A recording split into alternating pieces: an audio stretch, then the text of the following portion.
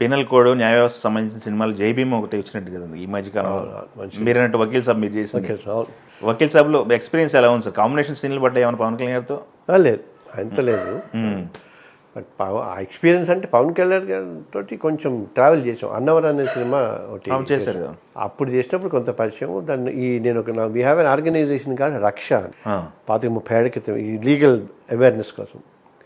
దాంతో ఆయన ట్రావెల్ చేసి డిస్కస్ చేసి జైల్లో ఉన్న ప్రిజనర్స్ ఉంటారు కదా, అవును, అండర్ ట్రయల్స్, వాళ్ళకి షూటీస్ గీటీస్ లేకుండా, కొంతమంది అసలు ఏ సపోర్ట్ లేకుండా, బెయిల్ కూడా లేకుండా, షూటీస్ ఇచ్చేవాళ్ళు లేకుండా కోర్టు జైళ్ళలో మగ్గేవాళ్ళు, వాళ్ళకి హెల్ప్ చేద్దాం అనుకుని ఆయనకు ఒక ఐడియా ఉండింది. అప్పుడు నేను బాగా రీసెర్చ్ చేశాను. అప్పట్లోనే ఆయన దాని ఏమంటారు కామన్ మ్యాన్ ప్రొటెక్షన్ ఫోర్స్ పెట్టారు. దానికి నేను జనరల్ సెక్రటరీని, ఆయన చైర్మన్. మాతోటే రిజిస్టర్ అయింది. కొంత దాంట్లో అప్పుడు బాగా చర్చలు జరిగాయి.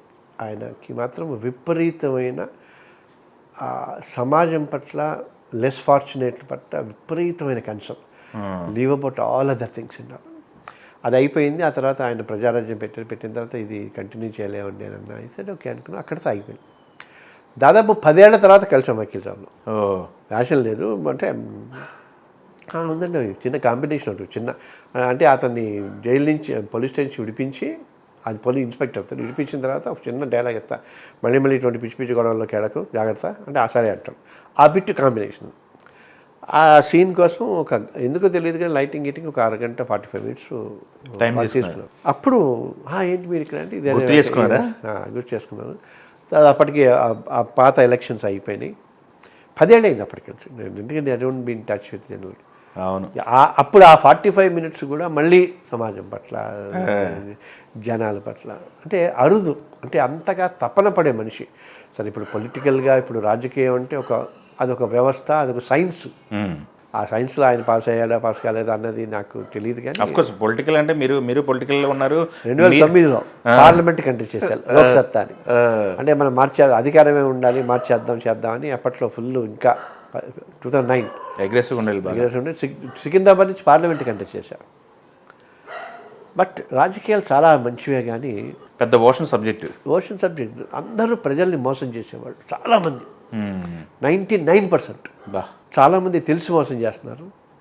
కొంతమంది తెలిసి తెలియక వాళ్ళు మోసపోతూ మిగతా వాళ్ళు కూడా మోసం చేస్తున్నారు.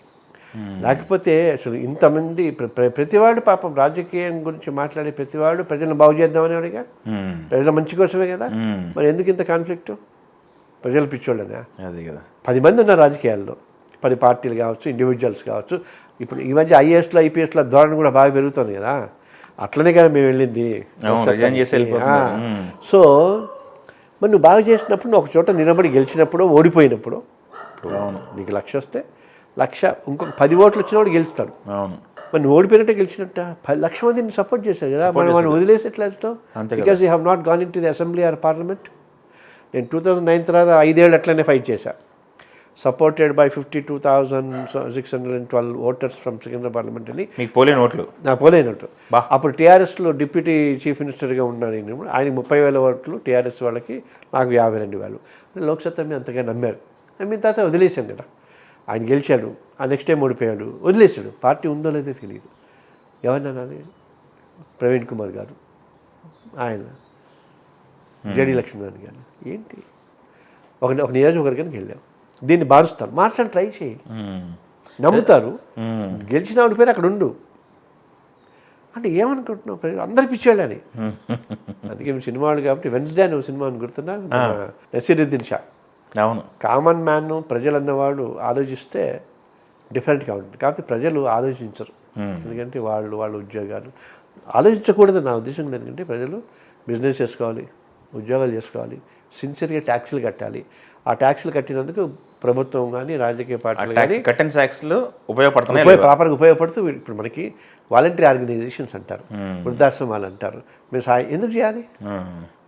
విద్య, వైద్యం, ఈ 2 కనుక ఫ్రీ ఇస్తే ఏది ఎక్కాలి? రోడ్లు అంతే, రోడ్లు కూడా అంతే. ఇప్పుడు విద్య, ఇప్పుడు ఆరోగ్యం ఉంది, విద్య ఉంది. విద్య అంటే రోడ్లు అడుగుతాడు కదా. అంతే కదా. ఎప్పుడైతే ఎడ్యుకేషన్ వచ్చిందో ప్రశ్నించండి అంటే ప్రశ్నించడానికి వీటికి తెలియాలిగా, అవును. వీడికి తెలియకుండా చేస్తున్నారు. అందుకే మేము లీగల్ అవేర్నెస్ అని గత 40 ఏళ్ళ నుంచి చేస్తున్నాం.